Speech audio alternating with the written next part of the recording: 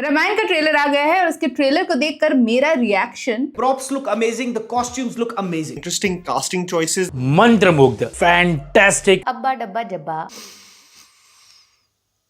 इन जैसा बिल्कुल नहीं है। इस over hyped and over exaggerated Ramayan trailer को जब मैंने पहली बार देखा तो मेरे मुंह से निकला, हे हरिनाम कृष्ण जगन्नाथ प्रेमानंदी, ये क्या हुआ? 4000 करोड़ की मेगा बजट पर बनी इस फिल्म के cheap and fake looking VFX and Game of Thrones, Avengers and Batman से कॉपीड सीन्स को देखकर उतनी डिसअपॉइंटमेंट नहीं हो रही है जितनी कि इस टीजर के बायस्ड रिव्यूज को देखकर हो रही है। इतना शांत, इतना सुंदर, इतना चमकदार, आंखों में रोशनी आ गई। आंखों में रोशनी आ गई। रियली सुंदर, इसे शांत कह सकते हैं, इसे भी शांत और चमकदार कह सकते हैं। लेकिन दीदी, इसे देखकर तो मुंह से सिर्फ निकलता है हाय राम। हेलो, मैं Tanushree and this is my very first teaser review जो मैं बिल्कुल करना नहीं चाहती थी, लेकिन रामायण के टीजर की इतनी फेक तारीफें एंड बायस्ड रिव्यूज को देखकर सच बोलने से खुद को रोक नहीं पाई।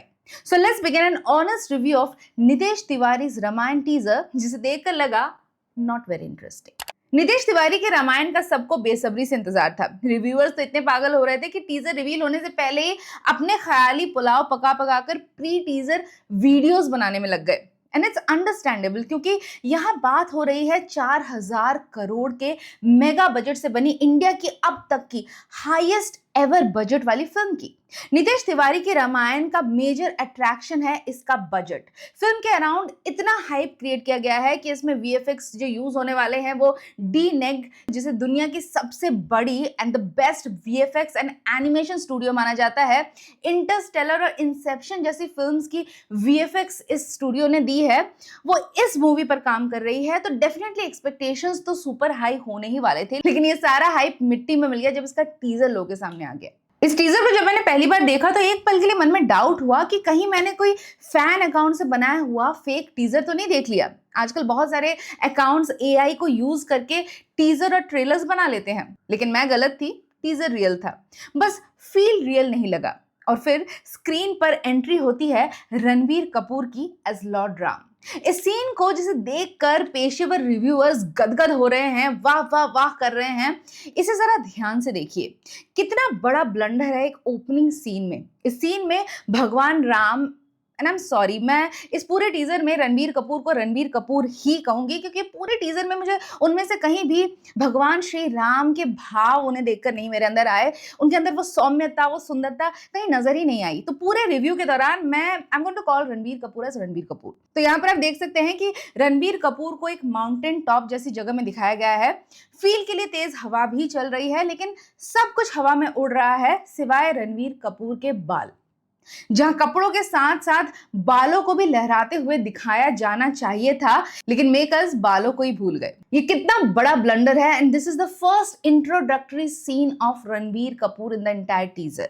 Now, before I expose the VFX and Hollywood-inspired copied scenes from the teaser, let's talk about its casting blunder. Valmiki Ramayan में बताया गया है कि जब भगवान राम की शादी सीता माता से हुई और वो वनवास काल में गए, तब भगवान श्री राम की एज करीब 25 साल की थी।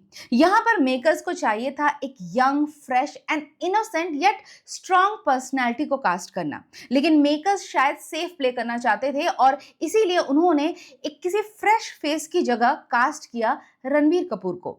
But just by the look of his character उनका चेहरा काफी मैच्योर और ओल्ड लग रहा है। चेहरे पर रूड़ापन साफ साफ नजर आ रहा है, जिसमें भगवान राम के चेहरे का इनोसेंस और तेज पूरी तरह से मिसिंग है।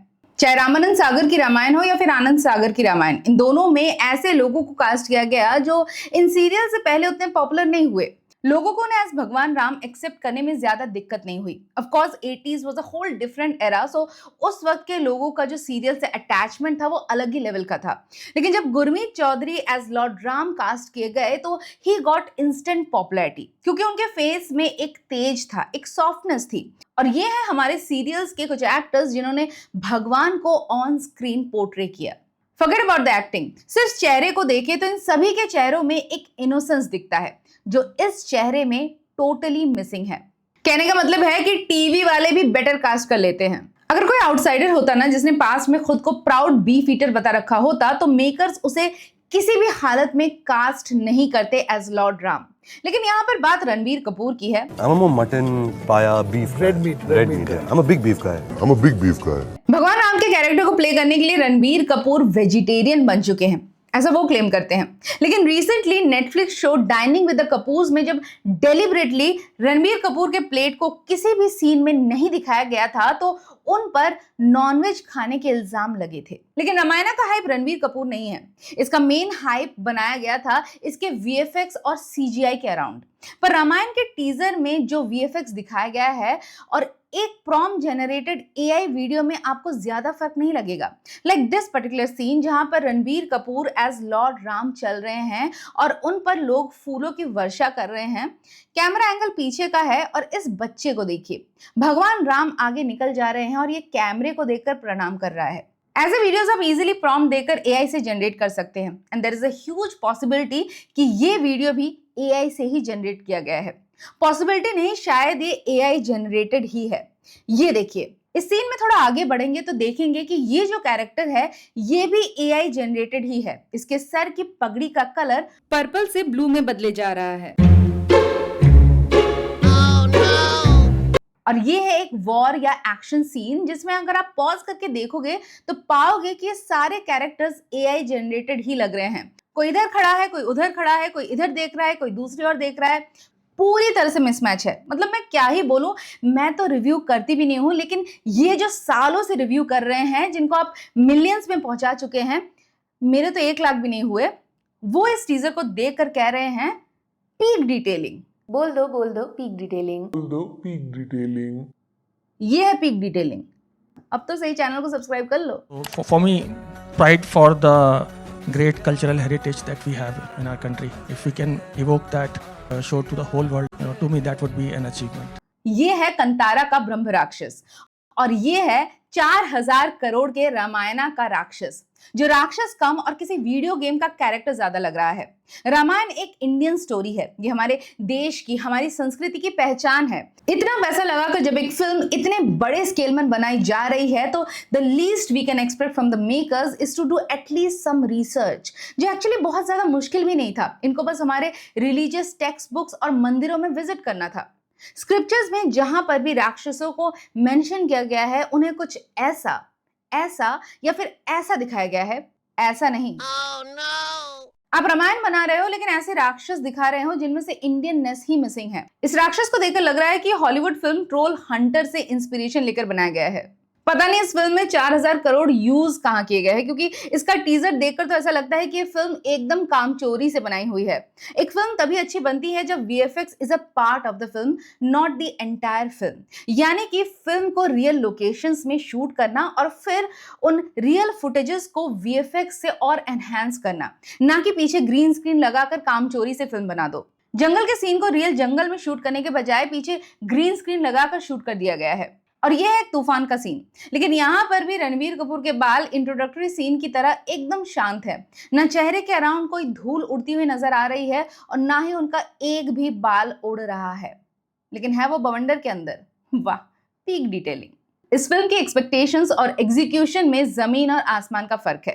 ये मेकर्स भूल जाते हैं कि it's not the perfection that makes a scene perfect, but the imperfections in the frame that make the scene look real and audience reality से खुद को कनेक्ट कर पाती है। और जब ऐसे फेक लुकिंग वीएफएक्स हो तो ऑडियंस इससे कभी कनेक्ट हो ही नहीं सकती। जब मेकर्स रियल लोकेशंस के बजाय ग्रीन स्क्रीन के सहारे और फेक स्टूडियो लाइटिंग में फिल्म शूट करते हैं तो पूरा फ्रेम एकदम जगमग हो जाता है, जो सिनेमैटिक पॉइंट ऑफ व्यू से बिल्कुल सही नहीं है। एक रियल सेटिंग में फ्रेम में कहीं पर शैडो होता है तो कुछ चीजें डार्क और छुपी हुई रहती हैं और ये सब मिलकर एक सीन को खूबसूरत बनाती है, उसे रियलिटी के करीब ले जाती है।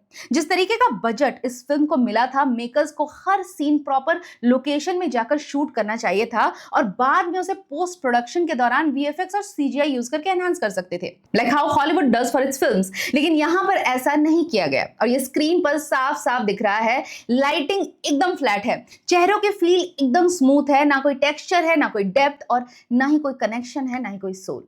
इस तरह की नो सिनेमेटोग्राफी वाली फ्लैट फिल्म मेकिंग आजकल बहुत ज्यादा होने लगी है, स्पेशली ओटीटी स्पेसिफिक कंटेंट में। इसे नेटफ्लिक्स लाइटिंग कहा जाता है, क्योंकि डिजिटल स्ट्रीमिंग प्लेटफॉर्म्स में 4K क्लैरिटी के चलते सीन्स को ओवरली ब्राइट शूट किया जाता है। इसमें फ्रेम का हर एक कोना ब्राइट बना दिया जाता है हाई पावर लाइट्स के साथ। बहुत ज्यादा डिटेलिंग और एम्बियंट लाइटिंग पर खर्चा नहीं करना पड़ता। पोस्ट प्रोडक्शन में भी कलर ग्रेडिंग में टाइम और पैसा दोनों बच जाते हैं, लेकिन सीन से शैडोज और कॉन्ट्रास्ट खत्म होने की वजह से सीन की सिनेमैटिक फील ही मर जाती है। और रामायण के टीजर शॉट्स में भी यही प्रॉब्लम नजर आ रही है। But more than it's dead cinematography, what's worse about Nitesh Tiwari's Ramayana is how blatantly it has copied scenes from Hollywood films. ये वाला सीन गेम ऑफ थ्रोन से इंस्पायर्ड है।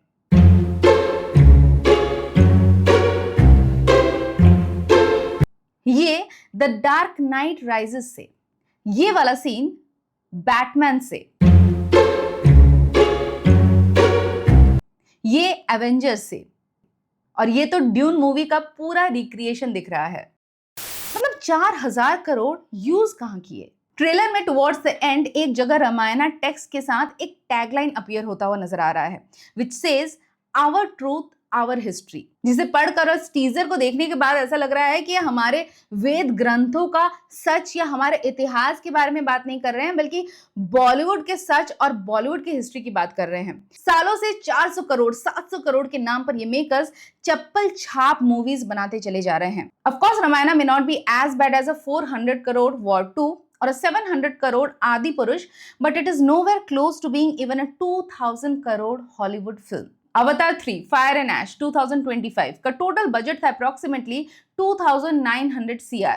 इंटरस्टेलर का बजट था 1200 CR। Avengers end game 2019 total budget था 2400 CR। ये film Ramayana के आधे बजट में बनी है, लेकिन अगर आप इनके टीजर्स देखेंगे और इनके लुक एंड फील को नितेश तिवारी के रामायण के लुक एंड फील से कंपेयर करेंगे तो आप खुद समझ जाएंगे the startling difference that I am talking about. अब तक बॉलीवुड के फिल्म मेकर्स का रोना हुआ करता था कि हमारे पास हॉलीवुड जितना बजट नहीं होता है, इसलिए हमारी फिल्मों की क्वालिटी उस लेवल की नहीं हो पाती है। अब तो मिल गया बजट, लेकिन अभी भी ग्रीन स्क्रीन लगाकर वीएफएक्स भर रहे हैं, रियल लोकेशंस पे जाकर शूट करने की जहमत तक नहीं उठा पा रहे हैं। इस टीजर के रिलीज होते ही लोगों ने इसे प्रभास के आदि पुरुष से कंपेयर करना शुरू कर दिया, which was a total disaster. और चलेगी भी तेरे बाप की। और शायद उसका एडवांटेज इस फिल्म को भी मिल जाए, क्योंकि आदि पुरुष ने बार इतना लो सेट कर दिया है कि उसके सामने कुछ भी रख दो वो मास्टरपीस ही लगेगी। और आखिर में इनकी बात भी कर लेते हैं बैकग्राउंड स्कोर की, जिसे सुनकर रिव्यूअर्स को oh my God crazy feel हो रहा है, गूज़बम्स आ रहे हैं। हैंस जिमर, जिन्होंने ए.आर. रहमान के साथ मिलकर इस फिल्म का म्यूजिक दिया है, इस फिल्म के म्यूजिक में कुछ भी आपको नया नहीं नजर आएगा। हैंस जिमर के ऑलमोस्ट सभी म्यूजिक कॉम्पोजिशंस एक ही जैसी साउंड करती हैं। ये है हैंस जिमर की शेवालियर्स डी सैंग्रियल, जो डा विंची कोड में यूज किया गया था।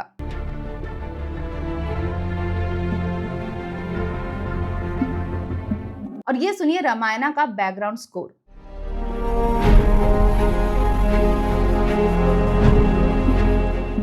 अब मैंने रामायणा का बैकग्राउंड स्कोर हटाकर उसमें डा विंची कोड का बैकग्राउंड स्कोर फिट कर दिया है।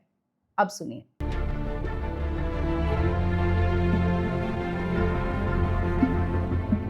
कोई डिफरेंस नहीं है, और ये सुनकर कुछ रिव्यूअर्स को गूज़बम्प आ रहे हैं, मतलब कुछ भी। लेकिन मेरे को बहुत अच्छा लगा क्योंकि हर एक फ्रेम में वो ग्रेविटास दिखा बैकग्राउंड म्यूजिक की वजह से, वो पुल था, वो एपिक सागा वाला फील था उस बैकग्राउंड म्यूजिक ने, वो फील किया उस शॉट। लिटरली कुर्सी पे खड़े होके गला फाड़ के तारीफ करने का मन कर रहा है। ए.आर. रहमान और हांस जिमर के लिए क्या म्यूजिक बनाया, बहुत स्ट्रॉन्ग खड़े हो गए। और कुछ रिव्यूअर्स तो कह रहे हैं कि छोटा सा तो ट्रेलर है, क्या हुआ, कुछ गलतियां हो गई तो थोड़ा और टाइम दो, पब्लिक से फीडबैक लेंगे, उसे देखकर वापस जाकर चेंज करके लेकर आएंगे। जो अभी चीजें हमारे को वीडियो गेम लाइक लग रही है, ग्राफिक्स को इंप्रूव करा जाता है, मच मोर पॉलिश करा जाता है। ओके सर, लाइक सीरियसली, अब फिल्म मेकर्स को ऑडियंस के रिव्यूज के बेसिस पे अपनी गलतियां पता चलेंगी। 4000 करोड़ गए कहां यूज हुए? एक मिनट, कहीं रिव्यूज खरीदने में तो नहीं चले गए? 4000 करोड़ की मेगा बजट रामायणा, जो स्पेशली आईमैक्स के लिए आरई कैमरास, जिन्हें बेस्ट ऑफ द बेस्ट माना जाता है, उनमें शूट की गई है। वीएफएक्स और सीजीआई डी नेक से करवाने के बाद भी कहीं ना कहीं इस रामायणा में सिंप्लिसिटी और सोल पूरी तरह से मिसिंग है। एटलीस्ट इस टीजर से तो यही लग रहा है। बाकी हो सकता है रणबीर कपूर की एक्टिंग ठीक ठाक हो, फिल्म का स्क्रीन प्ले एंगेजिंग हो, लेकिन टीजर को तो देखकर समहाउ मजा नहीं आया। If I have to sum up this teaser in just one word, it is not average but a big disappointment. But like this picture अभी बाकी है, so let's wait and watch. और तब तक के लिए जय श्री राम।